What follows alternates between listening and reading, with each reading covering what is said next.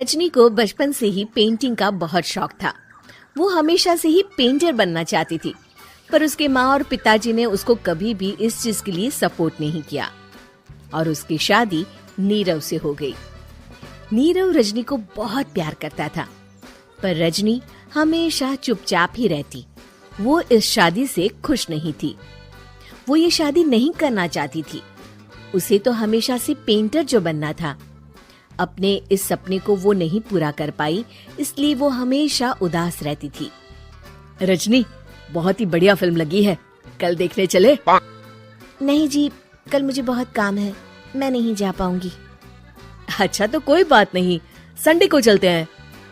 देखिए, मुझे फिल्म देखना पसंद नहीं है। आपको जाना है तो चले जाइए। नीरव को मना करके रजनी वहाँ से चली जाती है और अपने बैग को खोलकर उसमें बंद पड़े ब्रश और कलर्स को देखकर रोने लगती है।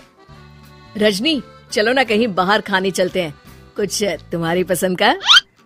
जी, मुझे नहीं जाना, मेरी तबीयत ठीक नहीं है। रजनी वहाँ से चली जाती है।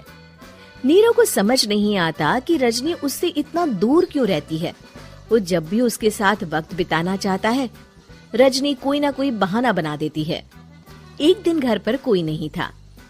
रजनी घर का सारा काम जल्दी से खत्म कर लेती है। घर पर अकेले होने के कारण वो सोचती है कि वो आज पेंटिंग करेगी।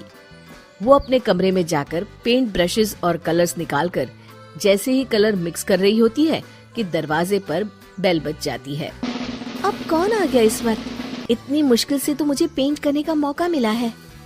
रजनी दरवाजा खोलती है तो उसकी सास अपनी सहेलियों के साथ खड़ी होती है और सब घर के अंदर आ जाते हैं।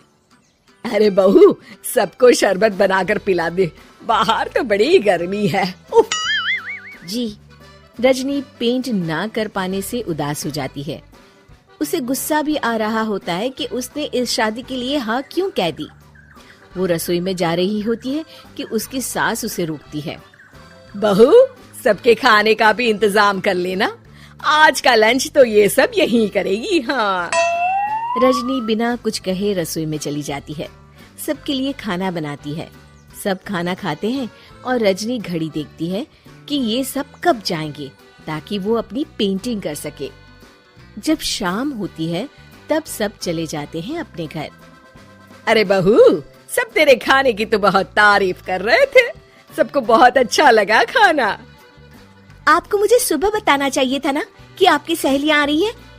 पता भी है कितना वक्त लगा सारा खाना बनाने में। अरे बहू, तू ऐसे कैसे बात कर रही है मुझसे? तो और कैसे बात करूं?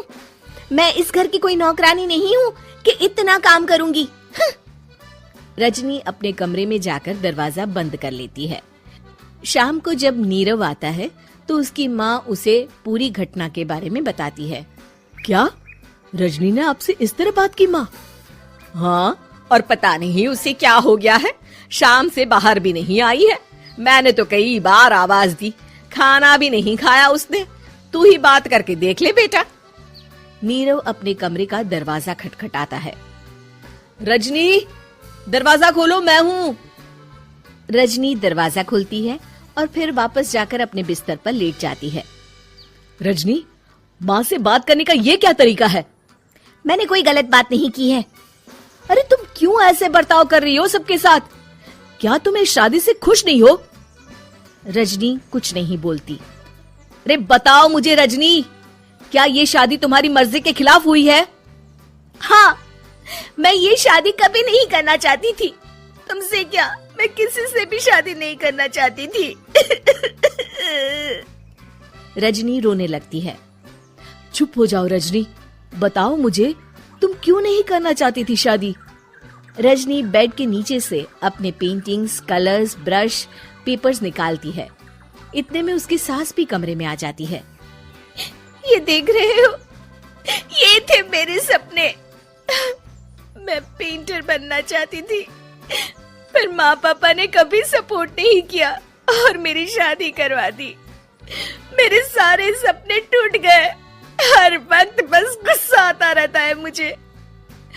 मैं जानती हूँ कि आप लोगों की इसमें कोई गलती नहीं है, पर मैं क्या करूं, मुझे समझ में नहीं आता।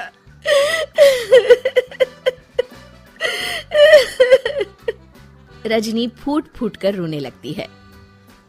मुझे माफ कर दीजिए, आप दोनों के साथ मैं बहुत बुरा बर्ताव कर रही हूँ। अरे रजनी बेटा चुप हो जाओ तुम। नीरव पानी लेकर आता है। ये लो पानी पियो और शांत हो जाओ। रजनी पानी पीती है और उसकी सास पेंटिंग्स देख रही होती है। अरे नीरव, हमें तो पता ही नहीं था कि हमारी बहू कलाकार है। अरे कितनी अच्छी पेंटिंग्स बनाई है, देखो तो। ये वाली तो मैं अपने कमरे में ले जाऊंगी। आपको ये पेंटिंग्स अच्छी लगी? अच्छी नहीं, बहुत अच्छी लगी। और तुमने हमें बताया क्यों नहीं? तुम जब चाहे पेंटिंग कर सकती हो रजनी। हम तुम्हारे सपनों को पूरा करने में तुम्हारा पूरा साथ देंगे। हाँ बेटा, हम कला की कद्र करते हैं। हम कलाकार तो नहीं, पर मुझे गर्व है कि मेरी बहू एक कलाकार है। रजनी, नीरव और सास तीनों हंस पड़ते हैं।